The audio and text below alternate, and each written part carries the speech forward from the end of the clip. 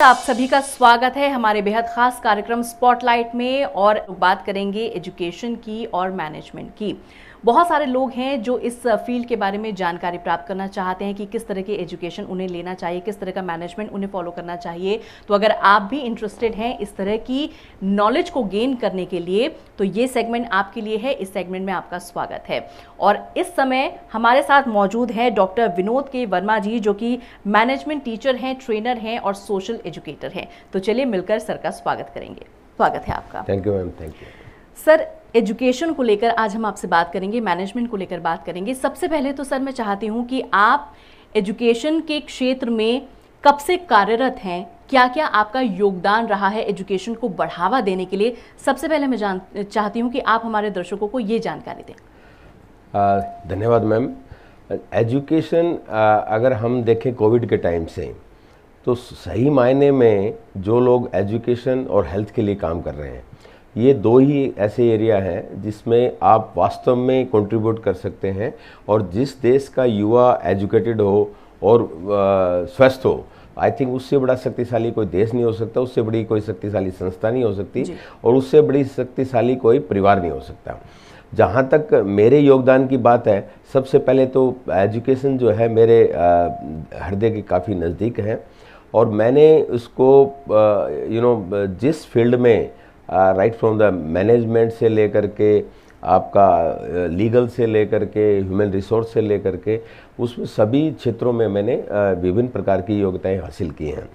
और जब भी मेरे को मौका मिलता है, चाहे युवा से संपर्क करने का, परिवार से, समाज में, अपने ज़िले में और कहीं भी रहे, तो मैं उसको प्रमोट करता हूँ।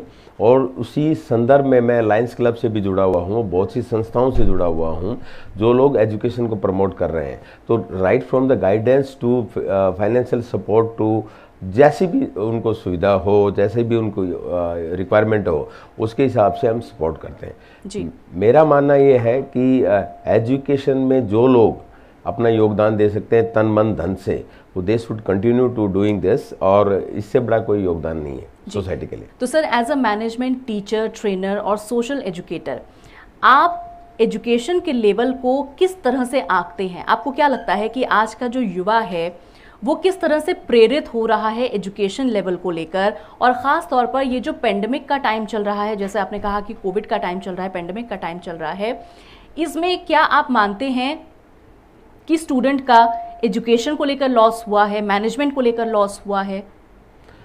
मैम, आपने ये सही प्रश्न उठाया। देखिए, जहाँ तक युवा का लॉस की बात है तो लॉस हुआ है, यस। अब अगर आप देखें तो एक सेगमेंट ऐसा है जो कि 50-60% वाला है, एक सेगमेंट ऐसा है जो 90+ वाला है। तो 90+ वाला that particular segment is feeling कि भाई हमको वो मतलब अगर इन पर्सन मेरे को मौका दिया जाए तो I can perform better. But जो 50 और 60% वाला दे आर फीलिंग दैट कि चलो ये हो रहा है, अभी इसमें कोई दूसरा ऑप्शन नहीं है। हाँ, जहाँ तक पेंडेमिक के टाइम में सवाल है कि वो अपने आप को कैसे मोटिवेट करके चल रहे हैं, तो उसमें मैं ये मानता हूँ कि पेरेंट्स का भी बहुत बड़ा योगदान है। और इस पेंडेमिक की सिचुएशन में कुछ अच्छा हुआ है और कुछ दूसरी चीज़ें लर्निंग भी हुई है। अच्छा इन द सेंस कि आपको जो है इससे बचाव के लिए आपको ऑनलाइन क्लासेस अटेंड की हैं आपने। बट जहाँ तक टेक्निकल एजुकेशन का सवाल है, उसमें ये ऑनलाइन क्लासेस इतनी कारगर साबित नहीं हो रही हैं, तो दैट्स ए लॉस। बट अब मरता कहना क्या था, उस संदर्भ में जो कुछ हो रहा था वो ठीक हो रहा था, बट उसमें भी नई नई चीज़ें टेक्निक लोगों ने अडॉप्ट की हैं। ऑनलाइन क्लासेस की अपने आप में इंडस्ट्री एस्टेब्लिश हो गई है। जो लोग पहले से वेल इक्विप्ड थे, जो संस्थाएं जिनने पूरा नेटवर्किंग से लेकर के आईटी में अच्छा काम किया था, तो they are enjoying this situation in terms of providing the best education online. But those whosoever were not ready and not prepared, not given training to their teachers and all this thing, so they are facing huge problem. जी, तो sir ये problem का level आप कितना समझते हैं? जिस तरह से आपने कहा कि जिनकी टेक्निकल एजुकेशन है, अब जो मेडिकल की तैयारी कर रहे हैं, जो इंजीनियरिंग की तैयारी कर रहे हैं, 5 साल, 6 साल, 4 साल का उनका एजुकेशन है, और पिछले 2 साल से जो हमारा समाज है, एजुकेशन लेवल उनका कहीं ना कहीं थम गया है, कहीं ना कहीं रुक गया है। ऑनलाइन क्लासेस चल रही हैं बट वो इतनी ज़्यादा प्रभावशाली शायद नहीं हो रही हैं जो फिजिकल प्रेजेंस रहती थी हमारी एजुकेशन को लेकर। जैसे बच्चे जो स्कूल जाते थे, क्लासेस अटेंड करते थे, कॉलेजेस जाते थे, क्लासेस अटेंड करते थे, उसका प्रभाव ज्यादा होता था बच्चों की मेंटालिटी के ऊपर, पेरेंट्स के ऊपर भी। तो कहीं ना कहीं ये जो लॉस है, इसका लेवल आप कितना मापते हैं? 5 साल की एजुकेशन में, अगर हम मेडिकल एजुकेशन की बात करें तो 5 साल की एजुकेशन में पिछले 2 साल बिल्कुल वेस्ट रहे हैं, प्रैक्टिकली एजुकेशन नहीं हो पा रही है। मेडिकल का स्टूडेंट जो है वो ऑनलाइन प्रैक्टिकल नहीं कर सकता है। तो मैम आपने बिल्कुल सही कहा। देखिए, मेरे 30 साल के कॉर्पोरेट वर्ल्ड के जीवन में मैं ये देखूंगा कि एक अपने तरह की ये प्रॉब्लम आई है। मेरा बेटा लंदन में है, he is doing under graduate course in product design. तो प्रोडक्ट डिज़ाइन में आपको ऑनलाइन में कोई ज़्यादा सा स्कोप नहीं है, because you need physical classes. आपको प्रोडक्ट डिज़ाइन करना है, फिर देन उसको फिजिकल बनाना है, समथिंग लाइक दैट। तो लाइकवाइज अगर मेडिकल का स्टूडेंट है तो up to some extend they can utilise their time, online clarification ले सकता है। बट जो प्रैक्टिकल एस्पेक्ट है वो आसान नहीं है। बट ये लाइकवाइज जो है आपका इंजीनियरिंग स्टूडेंट के लिए भी है। तो लोग आजकल एक व्हाट्सएप पे भी वो चलता है कि अगर they are sharing some sort of example कि ये this is the outcome of the online classes for the technical student. तो ये एक गंभीर विषय है। गवर्नमेंट भी इसमें काम कर रही है, इंस्टीट्यूशन भी अपने लेवल से काम कर रहे हैं। और मेरा ये मानना है कि अभी समय आ गया है जिसमें अभी संस्थाओं को और पेरेंट्स को और स्टूडेंट्स को मिल करके एक कोई ऐसा रास्ता निकालना है जिससे प्रिकॉशन भी हो, कुछ टेक्निकल एजुकेशन भी हो जाए, प्रैक्टिकल एस्पेक्ट को भी देखा जाए और सारी सावधानी बरतते हुए हम सेफ भी रहें।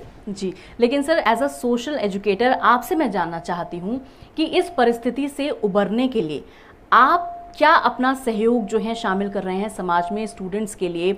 आपकी तरफ से क्या पहल है एज अ सोशल एजुकेटर और मैनेजमेंट टीचर ट्रेनर? आप किस तरह की कोशिश कर रहे हैं, आप किस तरह से प्रयासरत हैं? देखिए, जैसे हमारा लायंस क्लब का है या इंडिविजुअल कैपेसिटी में एट वेरियस प्लेटफॉर्म, उसमें हम अभी हमने हमारे होम टाउन से है उनको एडमिशन दिलाया। तो साथ में हमने रिक्वेस्ट किया कि भाई आपके पास हॉस्टल है, हॉस्टल की फैसिलिटी है, तो आप at least certain percentage within the guideline आप अलाउ करिए स्टूडेंट्स को, वो they can utilise your library and all this thing. तो इस तरह के लोगों को एजुकेट करके, मतलब संस्थाएं जो हैं उनके जो प्रबंधक हैं उनको एजुकेट करते हैं, प्लस स्टूडेंट्स को भी मोटिवेट करते हैं, पेरेंट्स को भी बताते हैं कि भाई आपको भेजने में कोई दिक्कत नहीं है, आप भेजिए। इवन मैंने अपने बेटे को भेजा है, बाकी उनके कुछ लोगों ने मतलब क्लासमेट ने वर्क फ्रॉम होम और यानी ऑनलाइन क्लासेस अडॉप्ट की, बट मैंने उनको बोला नहीं बेटा तुम जाओ, और जा कर के वहाँ जाने से ही ठीक है। तो जाने से नाउ ही इज़ हैप्पी। तो ये आपको भी थोड़ा सा you have to come out from that comfort zone. तो ये सामूहिक प्रयास हो सकता है। बट यस, इंडिविजुअल कैपेसिटी में जो हम कर रहे हैं और बाकी लोगों के लिए भी वो है, इस फील्ड से जो जितने भी लोग ताल्लुक़ रखते हैं उनको हमको विश्वास दिलाना पड़ेगा, संस्थाओं को पेरेंट्स को विश्वास दिलाना, पेरेंट्स को स्टूडेंट्स को दिलाना पड़ेगा, स्टूडेंट्स को अपने आप को कॉन्फिडेंट करना है कि नहीं मेरे को I am ready to face any sort of this thing. जी सर, किसी भी चीज़ को प्रमोट करने के लिए, चाहे वो एजुकेशन है, मैनेजमेंट है या और भी कोई ऐसा रिलेटेड टॉपिक है जो हमारे समाज में एग्जिस्ट करता है, किसी भी चीज़ को प्रमोट करने के लिए बहुत ज़्यादा ज़रूरी है कि लोगों को जागरूक किया जाए। तो लोगों को जागरूक आपका जो संस्थान है वो किस तरह से करता है? क्या आप किसी तरह का स्पेशल कैंप ऑर्गेनाइज करते हैं या कोई ऐसी स्पेशल फैसिलिटीज़ आप स्टूडेंट को प्रोवाइड करते हैं जिससे लोग जागरूक होते हैं, स्टूडेंट्स जो है जागरूक हो जाते हैं, मोटिवेट हो जाते हैं? तो बेसिकली मोटिवेशन का जो तरीका है, जो जरिया है, वो क्या है? देखिए, आपने सही कहा। तो इसमें क्या है, विभिन्न प्रकार के प्लेटफॉर्म है और विभिन्न प्रकार की सुविधाएं अवेलेबल हैं। जैसे आप ऑनलाइन आप जो वेबिनार ऑर्गेनाइज करते हैं, एक्सपर्ट को बुलाते हैं, तो पेरेंट्स के साथ इंटरेक्शन करते हैं, स्टूडेंट्स के साथ इंटरेक्शन करते हैं, आप जानी मानी हस्तियों को आप स्टूडेंट के साथ में लेके आते हैं। तो ऑनलाइन में भी they ask question, they feel comfortable while asking question and they clarify their various doubts about the education system, और ये पेंडेमिक की सिचुएशन में हम कैसे सर्वाइव करें और क्या क्या रास्ते हो सकते हैं to ensure our 100% output this thing. तो वो उसी वेरियस जो अभी वेज एंड मील्स हैं उनको अडॉप्ट करते हुए अब ये एक अवेयरनेस क्रिएट होती है और स्टूडेंट्स भी उसका फ़ायदा उठा रहे हैं। बट यस, ये एक कोई अंत नहीं है, इसे कंटिन्यूस प्रोसेस। और आई बिलीव दैट कि लगे रहो मुन्ना भाई के कंसेप्ट पे हर आदमी को अपने अपने ढंग से उसको प्रयास करना चाहिए, एंड जैसे इसे कंटिन्यूस जर्नी। जी, आपने बहुत अच्छी बात सर ये कही कि ये सामूहिक प्रयास होना चाहिए, सिर्फ स्टूडेंट को ही नहीं, पेरेंट्स को भी सोचना चाहिए, गवर्नमेंट को भी सोचना चाहिए। अब चूंकि सरकार की बात आई है तो सर मैं आपसे यही पर एक सवाल पूछना ये चाहूँगी कि सरकार अब योजना बना रही है, मन बना रही है स्कूल्स कॉलेजेस को खोलने के लिए, तो यहाँ पर कुछ डाउट स्टूडेंट्स के मन में है, कुछ डाउट पेरेंट्स के मन में है कि भाई अब 2 साल से चूंकि एक ब्रेक सा लग गया है एजुकेशन लेवल पर, ऑनलाइन क्लासेस चल रही हैं, बच्चे घर पर ही कहीं ना कहीं अपने आप को कंफर्टेबल फील कर रहे हैं। अब उस कंफर्ट जोन से निकल के वो दोबारा स्कूल में जाएंगे, कॉलेजेस में वो प्रवेश करेंगे, तो कहीं ना कहीं ये डाउट स्टूडेंट और पेरेंट्स के मन में बना हुआ है कि क्या ये सेफ रहेगा, और क्या 2 साल पहले का जो एजुकेशन लेवल था क्या अब भी वही एजुकेशन का लेवल कंटिन्यू हो पाएगा कोविड के साथ साथ। तो इस तरह की ये जो संशय बना हुआ है, ये जो कंफ्यूजन बना हुआ है स्टूडेंट्स के मन में, पेरेंट्स के मन में, इस कंफ्यूजन का क्या सोल्यूशन है? मैम आपने ठीक कहा। देखिए मैं एक संस्था का, यानी मेरी संस्था ने particular, if I am correctly remembering, हमने करीबन 25 लाख रुपए के लैपटॉप दिए। तो वो जो संस्था है, जो स्कूल चला रहे हैं, वो लड़कियों का स्कूल है और महात्मा गांधी जी के टाइम का वो है, दिल्ली में ही है, अपना बदरपुर बॉर्डर से के आसपास ही है, डिफेंस कॉलोनी में, सॉरी। तो वहाँ पे मैंने देखा कि उनको हमने लैपटॉप से लेके आईपैड से लेकर के जो वो दिया है, उसमें देने के बाद में मतलब वो बच्चे, मैं स्कूल में फिजिकल रूप से वहाँ गया, मैंने देखा कि क्लास में उसका अच्छे से इस्तेमाल कर रहे हैं। तो ये एक नई लर्निंग है, बट अंत यहाँ नहीं होता है। अभी इंफ्रास्ट्रक्चर जो है उस कॉलेज स्कूल में इंफ्रास्ट्रक्चर ठीक नहीं था, तो उसको हमने भी उसको अपग्रेड कराया। तो हमको इन टोटलिटी में गवर्नमेंट को भी ये सोचना पड़ेगा कि इंफ्रास्ट्रक्चर में ठीक से पैसा इन्वेस्ट करें, इंस्टीट्यूशन को भी वो जो है नेटवर्किंग है वो स्ट्रॉन्ग करनी पड़ेगी।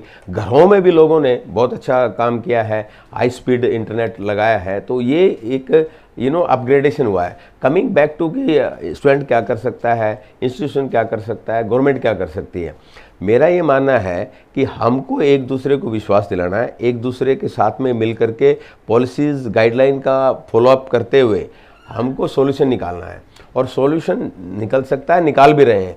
मैं 1-2 वीडियो देख रहा था जिसमें लोग बोल रहे थे कि नहीं ये जानबूझ करके खोल नहीं रहे हैं, इसमें जो ऑनलाइन का है कि ये माफिया है, something like that. I don't want to comment on that, but ये कहना आसान है, लेकिन हम इंडिविजुअल लेवल में क्या काम कर रहे हैं ये हमको सोचना पड़ेगा। बट रियली मतलब बहुत कुछ होना बाकी है, बहुत कुछ कर रहे हैं। जी, वाकई में सरकार भी बहुत कुछ कर रही है और सामूहिक प्रयास ये होना चाहिए। आप लोगों को भी जो है सच्चे मन से, सच्चे तन से, सच्चे धन से जो है अपने ऊपर विश्वास करते हुए एजुकेशन के लेवल को सुधारने का प्रयास करना चाहिए। फिलहाल वक्त इशारा दे रहा है, कार्यक्रम को हम यहाँ पर विराम दे रहे हैं, लेकिन सर आप हमारे साथ जुड़े, बहुत अच्छी जानकारी आपने दी, बहुत बहुत धन्यवाद। स्पॉटलाइट कार्यक्रम में आज के लिए बस इतना ही। आज आपसे हम लोगों ने एजुकेशन के बारे में बात की, मैनेजमेंट के बारे में बात की, और उम्मीद कर रहे हैं कि हमेशा की तरह आज का अंक भी आपको बहुत पसंद आया होगा। स्पॉटलाइट कार्यक्रम के साथ निरंतर बने रहिए। आज के लिए बस इतना ही। धन्यवाद, नमस्कार।